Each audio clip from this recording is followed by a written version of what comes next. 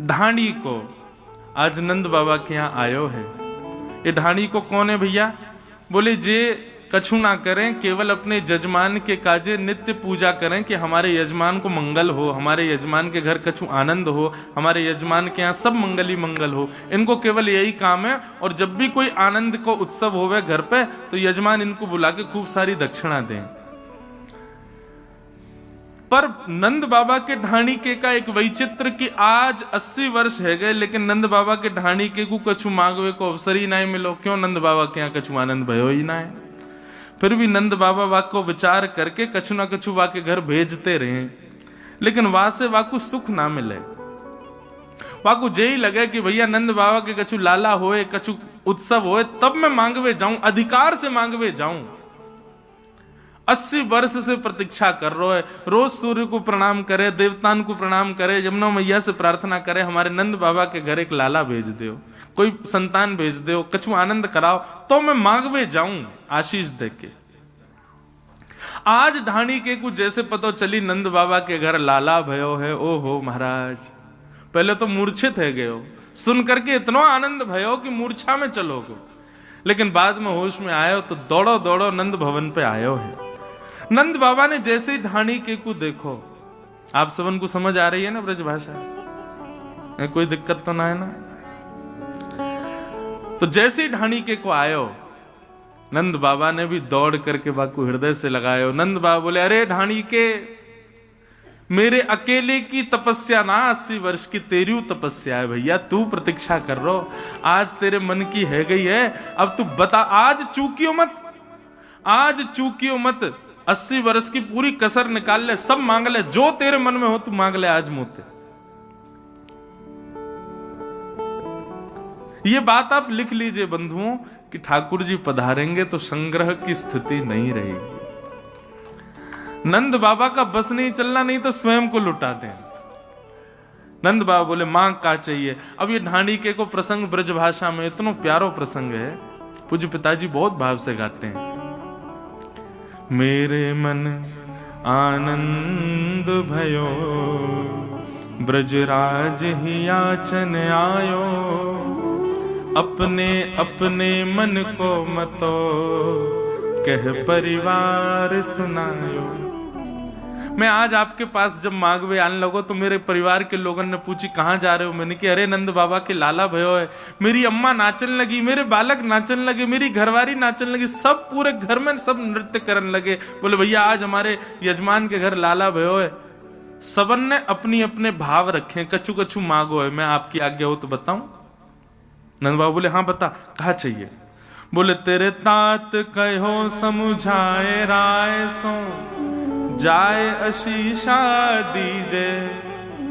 मेरे बड़े भैया ने कहिए कि भैया नंद बाबा के लाला को मेरी तरफ से आशीर्वाद दियो और बधाई में मेरे काजे कहा लाएगो? बोले कहा लाऊं? बोले 200 भैंस दूध मन मन की, मेरे काजे लीजो। 200 भैंस लेके आइए। और कैसी भैंस? बोले एक भैंस के नीचे 1 मन दूध हो, मतलब एक भैंस 1 मन दूध देती हो। नंद बाबा बोले हे ढाणी के, तेरी उम्र कितनी है गई? बोले 100 के आसपास। और तेरे भैया की? वो भैया उचल लो होगा 150 के आसपास। अब भैया द्वापर में तो बड़ी उम्र होती सबकी। बोले 150 की उम्र में 200 भैंसन को दूध पी के कहां जाएगा भैया? और 1 मन दूध एक गई, एक भैंस थे, 200 मन दूध रोज होगा तेरे घर में, कहा करेगा भैया या को? बोले व्यापार आदि करेंगे। बोले देख भैया, हम लोग सात्विक लोग हैं, भैंस वैंस ना पालें, हमारे घर पे भैंस तो है ना है, और दूर दूर तक ब्रजमंडल में कोई भैंस है ही ना है। ठीक है, तेरे भैया की ज्यादा ही इच्छा है तो कहीं से मंगवा के वाको भिजवा देंगे। ठीक है, 200 भैंस देंगे। और बता क्या चाहिए तो? बोले मैं अपने बड़े भैया की बात मान के आने लगो। इतने में ही तापाछे आछे समुझाए, तिनके जेठे भैया, वाके काजे दीजो बाबा, सुभग 700 गैया। मेरो एक और बड़ो भैया है, वातु बड़ो भैया। नंद बाबा बोले बाकी उम्र कितनी है? बोले वो 200 साल को है गो। बोले वाह, 200 भैंसन को दूध बीचवारो पीवेगो, 700 गैया को दूध वो बड़ो बारो पीवेगो। 700 गैया चाहिए? बोले हाँ। चल भैया गैया तो हम देंगे, गैया तो तू चाहे 700 नहीं तू 7,000 ले जा। 9 लाख गायें हैं नंद बाबा के भवन में। ठाकुर जी अरे गेरे ना भाई भैया, खूब सोने की चम्मच मुंह में आइए सीधे, ऐसे घर में आए ठाकुर जी। और लाल जी भैया विचार ना करें, तो हमारा विचार है, ब्रज के कोई भी व्यक्ति गरीब नहीं है, ब्रज पूरा समृद्धवान है। और समृद्धवान किस भाव से? ब्रज में धन लक्ष्मी तो महाराज लोटी पड़ी रहे ब्रजमंडल में, लक्ष्मी तो ऐसी लोटी भई है। ब्रज के लोग तो भाव और प्रेम के समृद्धवान है। ब्रज के लोगों में जैसो प्रेम है, ऐसो कहीं ना मिलेगा आपको। तो वाक्य काजे 700 गैया दियो, अच्छा 200 भैंस है। मुनीम जी लिखते जाओ भैया, जो जो कह रहे हो सब देंगे याकू। बोले और बता? बोले मैं दोनों भैया की बात मान के आने लगो। इतने में ही मेरो बेटा बड़ो सुखदाई, तैसे ताके साथी, वाके काजे दीजो बाबा, मत मदा तो हाथी। मेरो बेटा बोलो कि भैया मैं जाऊंगा नंद बाबा के लाला को आशीर्वाद देवे, लेकिन बाबा ऐसे ना जाऊंगा, तो अपने सखान के संग जाऊंगा। नंद बाबा बोले तो फिर बातें कहो, अपने सखान के संग आ जाए, पूरी टोली लेके आए, सब व्यवस्था कर देंगे हम। बोले ऐसे ना आवे गो। बोले तो? बोले वाने कहिए मेरे काजे एक मत वालो हाथी लेके आई हो, वहां पे आगे मैं बैठूंगा, मेरे सब सखा बैठेंगे, और नंद घनानंद भयो जय कन्हैया लाल की गाते भय हम आवेंगे, हमारे काजे एक हाथी लेके आएंगे। आहा, अच्छा देखो ढाणी को बोल रहा है और नंद बाबा लिखवा रहे हैं, और लाखों ब्रजवासी चारों तरफ बैठ करके सुन रहे हैं। और जैसे ही नंद बाबा ने कि हाँ भैया हाथी देंगे, तभी ब्रजवासी ने पंक्ति लिख दी, हाथी दीने। अभी घोड़ा तो आवेंगे आगे, रुको। ये जो नंद घरानंद भयो जय कन्हैया लाल की, ये सब गा ही रहे हैं। जैसे जैसे जैसे 200 भैंस नहीं, सब गाने लगे नंद घरानंद भयो जय कन्हैया लाल की जय हो, नंद बाबा की खूब दान कर रहे हैं। गैया दई, भैंस दई और हाथी दियो। बोले और बताओ और क्या चाहिए? आज का व्यक्ति इतना दान कर सकता है? इतने में डर जाएगा, भैया रुक जा, कोई हम पे लॉटरी थोड़ी लगी है जो लूट के ले जाएगा। लेकिन नंद बाबा कह रहे हैं तू बोल तो जा, बस चुप मत होइयो, रुकियो मत, बोल और बता क्या चाहिए। बोले मैं बड़े बेटा की बात मान के आने लगो, इतने में मेरा छोटो बेटा आ गया। और छोटे बेटा ने कहा कही? बोले छोटो सुत चंचल अति मेरो, छोटो सुत चंचल अति मेरो, लाड़ चाव को जोड़ा, वाके काजे दीजो बाबा, 10 है राशि घोड़ा। अब गाओ हाथी दीने घोड़ा दीने। अब अगली के काजे रुको, आगे देंगे। हाथी दिए, घोड़ा दिए, गैया दई, भैंस दई, 10 है राशि घोड़ा, मत वाले आनंद वाले और बढ़िया दौड़वे वाले घोड़ा, 10 घोड़ा दियो। नंद बाबा बोले देंगे भैया, हाथी देंगे, घोड़ा देंगे, सब देंगे, और बता और क्या चाहिए? बोले मैं छोटे बेटा की बात मान के आने लगो, इतने में बड़े बेटा को भी ब्याह भयो मेरे को। मेरी बहू आ गई घूंघट करके और कहा बोली, बेटा बधू लाज तजमो सो, घूंघट मुख दे बोली। मेरे बेटा की बहू आई और आकर के मुंह से बोली, ससुर जी, पिताजी, मेरे पिताजी ने आपके लाला से मेरो ब्याह यामारे कियो, क्योंकि आप नंद बाबा के ढाणी के हो। सबन ने यही कही मुंह से आके, अरे भैया नंद बाबा यजमान है या के घर में ब्याह कर ले, खूब आनंद में रहेगी, खूब सुख समृद्धि रहेगी, नंद बाबा खूब दान करेंगे। लेकिन आज इतने वर्ष मेरे ब्याह को हुए गए, आज तक कोई दान मुंह को दिखो ना है। आज नंद बाबा के लाला भयो है, पिताजी मेरे काजे कहा लाओगे?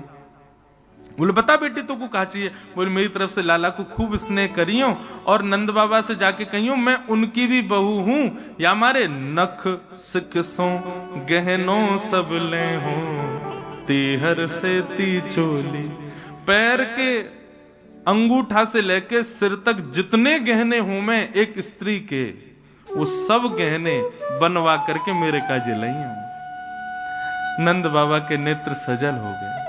अरे ढाणी के, तेरी बहू तो हमारी बहू है। मुनीम जी सुनार को बोलो जावेगो और जाके बहू को पूरा नाप लेके आवेगो और जैसो वाकू प्रिय हो वैसे वाके काजे गहने भिजवाओ। ब्रजवासियों के नेत्रों में अश्रु आ रहे हैं कि आज नंद बाबा कितने प्रसन्न हैं। अच्छा, कई बार क्या होता है बंधुओं कि कई घरों में पुरुष ज्यादा उदार मना होते हैं तो पत्नी हाथ बस अब ठीक है इतना ही करो, अब कहां इतना लुटा रहे हो। लेकिन यहां पर यशोदा जी ऐसी नहीं है। अभी सुनना आगे क्या हुआ।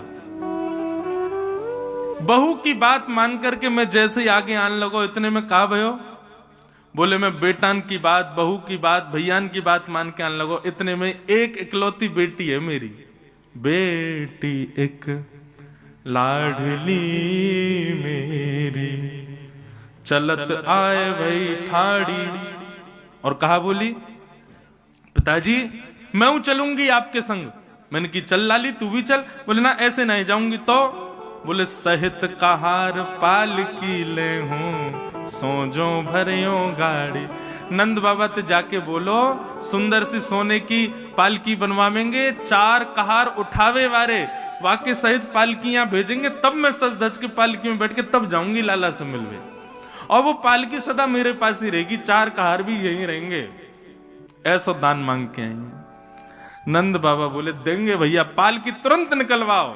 एक सुंदर पालकी तैयार करी, 4 कहार तैयार। वो जाओ ढाणी के घर और या की लाली को बढ़िया लेके आओ, सब प्रेम से हमारे लाला को आशीष देवे आवेगी। तब ब्रजवासियों ने कहा पालकी दीने, हाथी दीने, घोड़ा दीने और दीनी पालकी। पालकी प्रदान करी। अच्छा लाला और बता, और कोई रह तो ना गया तेरे घर में? बोले हाँ एक रह गया। बोले कौन? मेरी अम्मा, मेरी मैया। नंद बाबा बोले अभी अभी बैठी है तेरी मैया? तू 100 वर्ष को, तेरो भैया 150, बड़ो भैया 200 वर्ष को, मैया कितने साल की होगी? बोले मैया तो अभी 400 वर्ष की है गई होगी। वाह। बिना दांत वाली मेरी मैया आई और आकर के मुंह से कहा बोली माता कहो दही धर आगे, सुन बेटा मेरी सीख। मेरी मैया ने मेरे आगे दही को एक मटका धर दिया और मोते बोली मेरी बात सुन के जा। 80 बरस बाद आज नंद बाबा के यहाँ लाला भयो है। ऐसो दान मांगियो नंद सो, हम बहुरे न मांगे भीख। ऐसो मांग के आइयो, ऐसा मांग के आइयो कि जीवन में फिर कभी हमको मांगनो ना पड़े, नंद बाबा से कभी कछु कहनी ना पड़े। ऐसो दान मांग के आइयो। नंद बाबा बोले अरे भैया तेरी मैया की बात हम निश्चित मानेंगे, सब चीज दुगनी दुगनी करके देंगे। 200 नहीं 400 भैंस देंगे, 700 नहीं 1400 गैया देंगे, 1 नहीं 2 पालकी देंगे, 1 नहीं 2 हाथी देंगे, 10 नहीं 20 घोड़ा देंगे, सब चीज दुगनी दुगनी देंगे तो को। और कोई रह तो ना गयो? इतने में ढाणी को बोला हाँ हाँ सबन की बात है गई। इतने में यशोदा मैया बोली पीछे से नहीं अभी एक रह गई है। तेरे बेटान की बात सुन लई, तेरे भैयान की बात सुन लई, तेरी लाली की बात सुन लई, बहू की बात सुन लई, मैया की बात सुन लई, तेरी घरवारी माने कछु ना मांगो। घरवारी को नाम सुनते ढाणी के नेत्र सजल हो गए। यशोदा मैया बोली एक सामग्री नहीं मिलेगी, पहले जे बता कि ढांडन ने कहा मांगो है, वानू तो कछु मांगो होगो। और ढांडन की बात कहते हुए हृदय भर आया ढाणी का। उसने क्या मांगा? तब बोली मेरी घरवारी, नीके नीके जइयो। मैं सबन की बात मान करके जब अपने घर से बाहर निकल गए हो ना, तब मेरी घरवारी आई और आकर के मेरा हाथ पकड़ो और मुझसे कहा बोली मैं 1 घंटा से देख रही हूं कोई 200 भैंस, 700 गैया, 2 हाथी, पालकी और सिर से पैर तक पूरे गहने, और जन कहा मांग रहे हैं। अरे नंद बाबा के लाला भयो है, कोई कुबेर को खजानो ना भयो जो इतनो मांग के आओगे उनसे। मेरी बात मानियो, नंद बाबा यदि थोड़ो दें बहुत कर मानो, पर लाज राख घर आइयो। यदि नंद बाबा एक तुलसी पत्र हाथ में धर दें तो वाकू भी पूरा संसार मान करके सिर से लगा करके घर आइयो, हमारी लाज रख करके आइयो, कुछ ज्यादा कहवे की आवश्यकता नहीं है। ये बात सुनते ही नंद बाबा और यशोदा मैया दोनों के नेत्र सजल हो गए। ढाणी के को हृदय से लगा लिया नंद बाबा ने। ऐसो प्रेम, ऐसो स्नेह, ये ब्रजवासी हैं भैया। इनकी बात में कभी कभी आपको लग सके कि ये तेज बोल रहे हैं, इनके व्यवहार में कभी कभी आपको लोभ झलक सके, इनके स्वभाव में कभी कभी आपको ईर्ष्या झलक सके, लेकिन आप हमारी बात सत्य मानियो, ब्रजवासी बाह्य आवरण से लोभ, ईर्ष्या, द्वेष सब दिखावे, लेकिन हृदय से अत्यंत प्रेमी है। इसीलिए बांके बिहारी जी बिक गए इन ब्रजवासी के काजी। ये व्यवहार में ऐसा कर सकें कि आपको लगे कि ये क्रोधी हैं, ये लोभी हैं, ये द्वेषी हैं, ये ऐसे बोल रहे हैं, ये अल्हड़ हैं, लेकिन हृदय से प्रेम को अगाध समुद्र है ब्रजवासी को। यही मारे श्री जगन्नाथ जी की भुजाएं खड़ी क्यों हैं? ये भुजाएं ऐसी क्यों हैं? ये प्रेम विगलित स्वरूप क्यों है श्री जगन्नाथ जी? जगन्नाथ जी पिघले हुए देवता हैं ब्रजवासियों की याद में। जब द्वारिका में रोहिणी मैया ब्रज लीला सुना रही थी कृष्ण पटरानियों को, उस समय कृष्ण, सुभद्रा और बलराम जी दोनों द्वार पर बैठ करके ब्रज की लीला सुन रहे थे, और लीला सुनते सुनते प्रेम की 10वीं अवस्था पार हो गई। आंखें पिघल गई, हाथ पिघल गए, पैर पिघल गए, पूरा अंग पिघल गया, और ब्रजवासियों की याद में दोनों भुजाएं खड़ी हो गई कि अरे भैया कोई लाओ इन ब्रजवासियों को मेरे हृदय से लगा दो। ब्रजवासी वल्लभ सदा मेरे जीवन प्राण, इनको ना ही बिसारी हूं मोहे नंद बाबा की याद। तभी प्रकट हो गए श्री जगन्नाथ महाप्रभु। ये ब्रजमंडल के परकोटे में जितने ब्रजवासी हैं ना, इनके प्रेमी का स्वरूप है श्री जगन्नाथ जी का।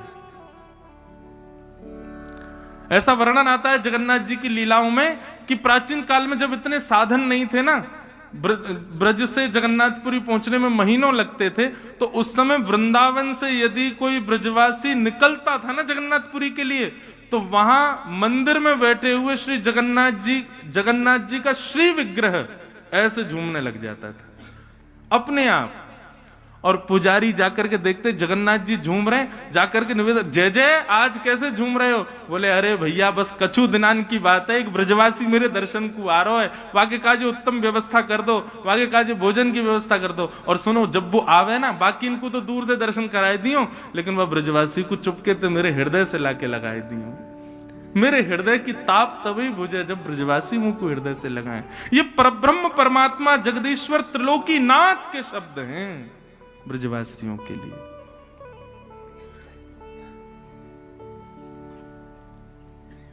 इसलिए भैया मैं बार बार कहूं, बिहारी जी को एक बार को दंडवत ना कर पाओगे, भीड़ बहुत है मंदिर में, जिद मत करियो नहीं तो कुचल जाएगा, कोई चढ़ जाएगा ऊपर आपके। बिहारी जी से बढ़िया तो मंदिर से बाहर आके कोई ब्रजवासी को दंडवत कर लियो, बाको प्रणाम कर लियो, वो श्रेष्ठ है। आप लोग बिहारी जी को अपने हाथ से भोग नहीं पवा सकते, तो कोई ब्रजवासी को बैठा लियो, सुंदर सुंदर पकवान बना के अपने हाथ से पवाई दियो, और यही विचार करियो कि बिहारी जी पा रहे हैं। आप विश्वास मानो, ये ब्रजवासीन से जो आपको प्रेम बढ़ेगा ना, ठाकुर जी को प्रेम आपसे बढ़ जाएगा। मैं कभी कभी कथाओं में कहा करता हूं कि हमारी भक्ति पुष्ट हो रही है, इसको पहचाने कैसे? हम जो कर रहे हैं, हमारी जो भक्ति है वो सही मार्ग पर चल रही है, ठाकुर जी उससे प्रसन्न है, इसका पहचान कैसे किया जाए? तो दो पहचान है भैया। पहली पहचान, गौशाला में जाओ, गैया से यदि भय नहीं लगे, गैया के गौमूत्र गौ गोबर से घृणा नहीं हो, गैया को कुछ पवावे में आपको भय नहीं लगे, गैया से गले लगवे को मन करे, गैया की सेवा करवे को मन करे, वाके गौमूत्र और गौ गोबर के प्रति घृणा नहीं हो, तो समझो आपकी भक्ति पुष्ट है। और दूसरो, वृंदावन में बिहारी जी से ज्यादा ब्रजवासी प्यारे लगन लगे, तो समझो कि आपकी भक्ति पुष्ट है, आपकी भक्ति श्रेष्ठ है।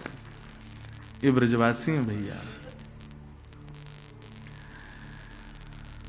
आहा।